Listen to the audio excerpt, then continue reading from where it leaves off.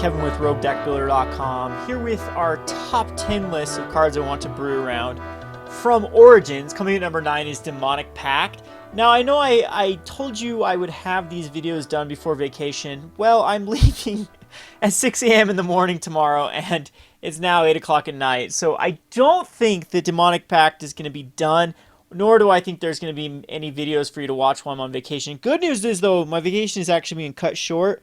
I'm leaving a day late, as you can tell. Today's Monday, haven't left yet, and coming back 2 days early. So I should be back on Friday to start brewing around decks. Maybe we can do some Twitch on either Sunday or Saturday and brew around these decks, but I'll just release this before I go on vacation, and you won't have any videos from Tuesday to Friday. I apologize for that. It's things just came up. I got way too busy in the process. But so anywho, this is Demonic Pact. The Demonic Pact deck I want to make right now is definitely going to utilize Freaka, God of Affliction, and Daring Thief to try to give them Demonic Pact. Now, there's also one other card that's going to be in here. Exchange Control, which is Shifting Loyalties. Shifting Loyalties is probably... This is so tough, though. So tough to actually justify running a 6-mana spell in here, where I don't know if that's what we want to do. And in fact, this Daring Thief deck might end up getting cut to begin with, and then just using a Demonic Pact value deck. Even though this is my... what I would call achievement for this standard is to kill someone with Demonic Pact. Now, I've already heard on other posts on other social media sites that people have been able to get this off, but to my knowledge, no one's really tested it out on MTGO yet. I'm hoping to be one of the first, and I'm hoping that no one gets to it before me before I come back from vacation, because it is on my to-do list. So, anywho, you're going to see right in and now, this might be a long video, because this is the beginnings of deck building. I'm going to show you my thought process, how I start cutting down the cards and refining the deck, and where I want to go. So Sultai is going to be a given. We're in the Sultai colors, as Freaka is the way that is the best way to give Demonic Pact to an opponent. So Freaka is kind of nice because now we can go into some sort of Constellation build, because it puts in 1/1 black-green snake enchantment creature tokens with Death Touch on the battlefield. So we can... Freaka is just really good with a lot of the Constellation cards. So we'll look at Constellation cards. Also, Freaka is good in like a self-mill type strategy where then you can get Freaka back. So that leads to Den Protector. And then if we're playing Den Protector, then we might be into Death Miss Raptor territory. Hey, that actually... yeah, that actually makes a lot of sense there. But we do have a lot of different routes we can go. And I guess we'll just start from scratch here before we start looking at Freaka and look at Demonic Pact. All right, Demonic Pact says deals 4 damage to target creature or player. You get to choose one at the beginning of your upkeep. So it does take a full upkeep before Demonic Pact actually sees any sort of advantage. So you gain 4 life. Then the next, and you deals 4 damage to target creature or player, and you gain 4 life. That's one of the modes. Target mode discards 2 cards. That's another mode. And then draw 2 cards. So huge card advantage through Demonic Pact, and as well as life swing damage. But then the downside is if you can't get rid of it within 4 turns, you're dead. Well, I think we're in the perfect color scheme with Sultai. First of all, Demonic Pact can easily be bounced, exiled, destroyed, or... I mean, you could go into Esper, and white has a ton of ways to kill it. You have Erase. You have... There's tons of them. I know there's God's Willing, right? No. What's the one that is... Glare of... No, that still kills too. What am I talking about? The one that actually destroys a creature or an enchantment if it's a god. You exile all the copies. Anyway, there's plenty of ways in Esper, which might be the route we want to go if we just want to go demonic good stuff or demonic value. But since we are going into the Daring Thief route exchanging control, I still think Freak is the way to go, because your opponent you'd have to assume that your opponent has an enchantment out. And there are some decks in the format right now that do not use enchantments. There's plenty of them.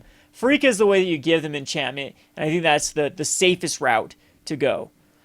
All right, so now that we basically determined Sultai, how are we going to get rid of Demonic Pact? Yeah, we can bounce it. That's the first one. I think Disperse is probably still the best card to bounce our Demonic Pact. It's instant speed. It's a non-land permanent, so it can actually be not an enchantment. You can bounce anything. And just 2 mana is very, very... That's very reasonable for a 2 mana spell. I mean, this card's been reprinted a million times. Then there's Retraction Helix, which is kind of cool at Daring Thief, because it allows Daring Thief to tap, and that way you don't actually have to tack in with Daring Thief to then exchange the Demonic Pact. So definitely Retraction Helix is going to be something we need to consider. Then there's Jace the Living Guild Pact. He looks at top 2 cards, puts 1 into your graveyard. It's not the greatest little draw. It's a very, very awkward card. It's good to fill up the graveyard. So if we went into Jace, we'd probably want a deck that actually utilizes the graveyard more. Treasure Cruise, Dig Through Time. Dig Through Time probably wants, again, then we'd be into Satyr Wayfinder territory. So Jace is worth it, though, because his -3 is return target non-land permanent to its owner's hand. We can cast Demonic Pact, then we can actually even cast Jace first, and then Demonic Pact. And then we can start using some modes, and then when it's time to return it, we return it. And then each player shuffles their hand and graveyard into his library, and you draw 7 cards as -8. And so Jace can be an alternate win condition in our deck. So Jace is probably worthwhile running a 1, or figuring even running more. Then we have Void Squall, which is return target non-land permanent to its owner's hand, rebound. 5 mana sorcery.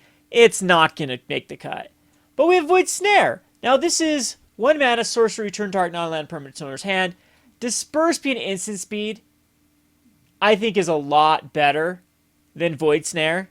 So I think that we can cut Void Snare and just rely on Disperse as our go-to bounce spell. Then there's Rite of Undoing, which is also kind of cool because it's instant speed. And Delve. But is Delve really worth it for 1 less?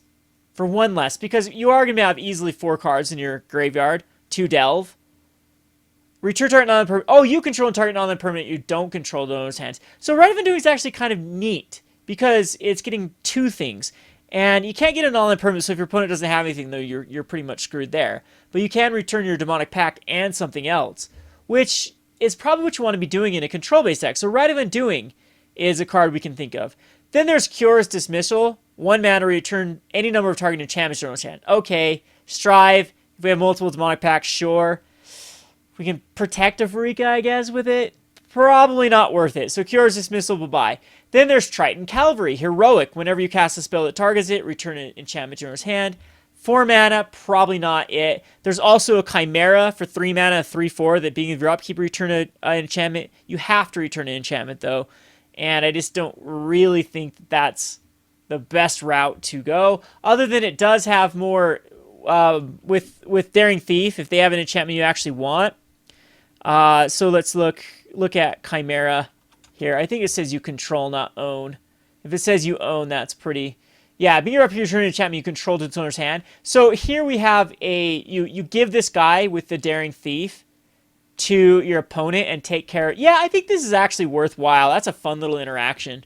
So we probably are going to play Riptide Chimera, because what you do is you inspire the Daring Thief, take their Courser Crewfix, give them the Riptide Chimera, and then they have to bounce their Riptide, which is your Riptide, back to your hand, because it says owner's hand. So that's a cool little interaction. All right, so that's the bounce. And I think those are the ones that some sort of number of these is what we want to go. The command doesn't bounce, right? The Silumgar's command. Silumgar's command, yeah, actually Silumgar's command does bounce. How did I miss this one? Yeah, okay. So this one's actually not that bad of a spell either. We might use a number of these in the deck as it bounces. And it's after the turn that you cast Demonic Pact. So that's not bad. All right, so now let's look at, okay, if we can bounce it or we can destroy it. We have Survivalist, which is a Mega Morph, which means that if we're going to use Den Protector, here's another Morph card that can bring back Deathmist Raptors. Sure, we can go that route. We can Reclamation Sage it, which destroys target artifact or enchantment. We can Caustic Caterpillar it, which I think the Reclamation Sage is just better. So we're going to get rid of the Caterpillar. RX Survivalist, Reclamation Sage, better. Naturalize Instant Speed? Yeah, that's worth thinking about, but there's Sultai Charm, which is just so much better. So I think the Sultai Charm definitely will be in here, and a number of Sultai Charms. I don't know what the right amount is. It also fills up your graveyard, and it also can destroy a monocolor creature. So ultimate price, naturalize, and draw 2 cards, then discard a card, all in one mode. Very powerful, very, very, very powerful card. So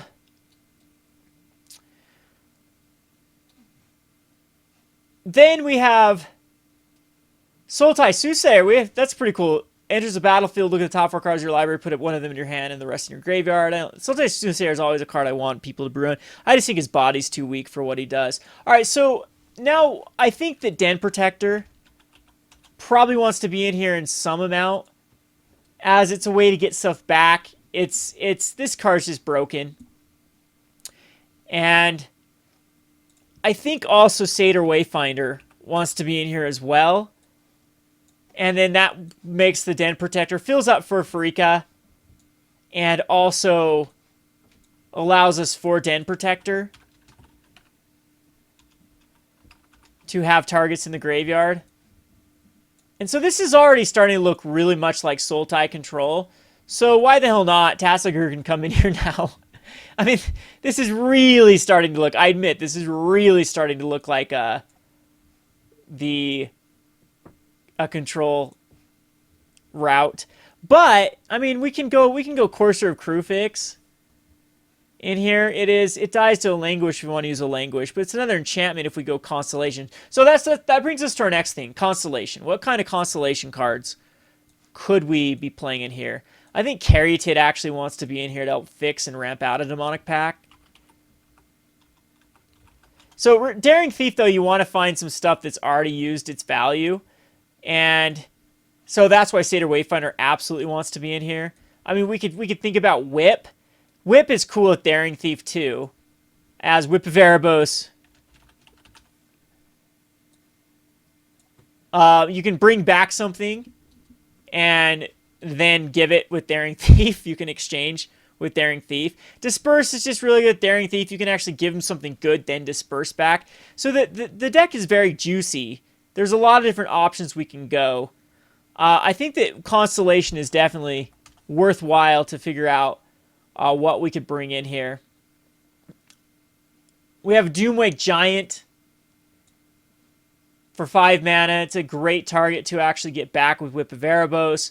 We have like Hornet Queen that we can use. That just cards that then like to be whipped. I think Whip just wants to be a 1-of though. I'm not even sure if Whip is the best thing. I just thought it was a pretty nifty little interaction with Daring Thief. But if we're going the bounce route, then Whip might not want to be in here. So we can go into a graveyard strategy, Treasure Cruise, Dig Through Time. I think Dig is actually... See if there's any other enchantments that... Any sort of Constellation that I think that we would need in here. I don't think so, out of the colors. But then we can go the good old Sidisi. Brood Tyrant puts in 2/2 zombies. And it also mills. And it's in the colors. Sidisi could go in here. We have, back to the dredge type strategy, of course, Dig Through Time wants to be in here. For sure. And then we have to really think about, like, Languish. If Languish would definitely be a sideboard card, if anything. Or Drown in Sorrow. The thing is, I like Drown in Sorrow a lot, because it protects your Daring Thief does not die. So I think that the Drown in Sorrow is better than Languish. And the Sylvan Caryatid doesn't die, neither does the Daring Thief or the Riptide Chimera. Languish, they all die. What else is a big... Doomwake Giant actually survives Languish, so a number of those we could put in here. Now, there's very hyper-aggressive decks, so like cards like Feed the Pack could go in here. And then we're really, really, really entering into the realm of just Sultai Control. Thoughtseize could come in here. And, yeah, we do want some number of Dig Through Times. Probably all of them. As it gets us back in. Other than we aren't as heavy of a control and Demonic Pact actually goes through our library quite good as well. So I think the rest of the spots can actually just be filled with more control cards that you'd find in just a Sultai control list. And Drown in Sorrow also, the Courser Krufix doesn't die. So I think that's just superior over Languish. Although there are many decks right now where you do want to Languish. The biggest one being the Mono Green Devotion. And I think Sidisi and Whip. Maybe we just go with Sidisi, Whip, Demonic Pact. But then that actually does make me want to play the Sultai. Now, what's the one where you get to return a card? It's out of Origins. It's a big 6-mana spell. But when it dies, it gets exiled. That's a new juicy card we can play. Possessed Scab. Return target sorcery, instant sorcery, or creature. Womp womp, no enchantment. That does not work. We have Mender, though. Mender gets an enchantment or creature. Frigga's Mender is a 4/3. Does not have Death Touch or anything, though, so I don't know if it'd quite be worth whipping it back. But this is definitely an option we can use if we're going to go the heavy whip route. And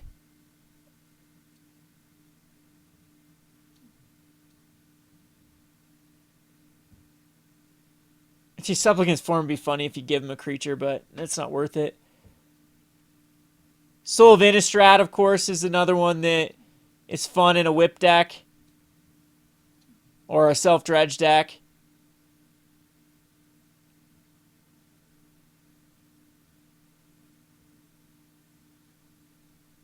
We'll have to play around with this, and I guess instead of really completely brewing this, yeah, there's Nyx Weaver too, but that goes heavy into an enchantment type strategy, and I don't think we're going to self-mill that much. I'd way rather just...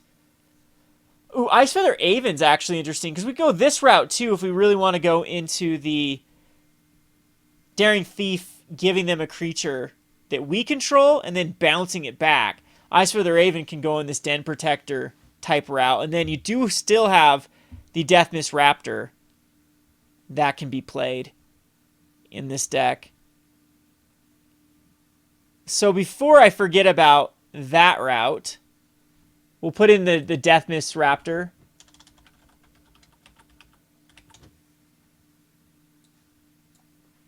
As just an option. And since this is Daring Thief can get rid of... Let's do some Ashiok. We want at least one Ashiok. Just for Daring Thief to switch over an Ashiok that we may not want anymore. As far as new creatures, the new Jace would actually be pretty lovely in here. But now this deck's getting incredibly expensive. Jace Vryn's Prodigy. You may cast our instant sorcery in your graveyard this turn. If that card would be put in your graveyard this turn, exile it. Instant sorceries were more enchantment heavy than anything, but that's an option. And this just drawing card then discarding card is just very powerful at Jace, and then turns into a Planeswalker very easily, and protects itself. And there's lots of Jace. Jace is just value based, and I think we would have enough, even instant sorceries through like Sultai Charm. Sultai Charm is probably going to get the nod over Reclamation Sage. Antioch Survivalist will probably get the nod over Reclamation Sage as well if we go into the Deathmist Raptor route with the deck. And I'm sure there's some more cards that we do need to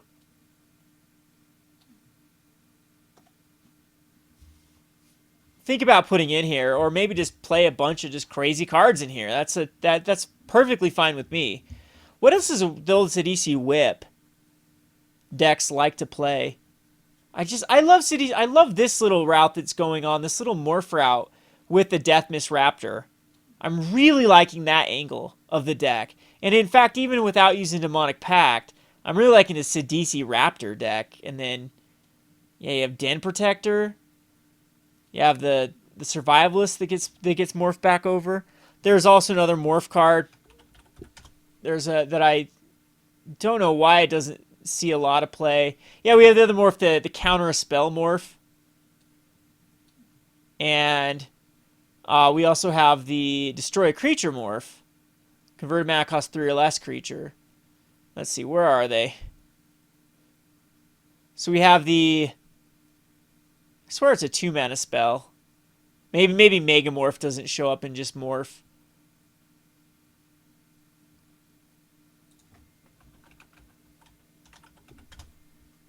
There we go. Megamorph will show up. So we have the Stratus Dancer, which counters an instant or sorcery spell. We have the Silumgar Assassin, which destroys a creature with power 3 or less. So this is actually turning into a cool little deck, even without the Demonic Pact. Going into a Sidisi morph deck. I think it'd be pretty sweet. What does this guy do? Counter target spell unless control plays 3, but the Megamorph on that's incredibly expensive. Yeah. Anywho, I guess this video has been going long enough. I'm not gonna brew a complete deck. In fact, let's say next Tuesday. Not tomorrow, but next Tuesday. Let's all sit down. That will be the focus of the Twitch. So Demonic Pact's going to have to take a backseat. We're going to have to get some other videos before Demonic Pact, even though it is the number 8. But I think it is a really juicy card to really brew around. And we'll see where we take this. Twitch, Tuesday. That would be August, first Tuesday in August. And 7 p.m. Eastern. It'd be 5 Mountain, 4 Pacific.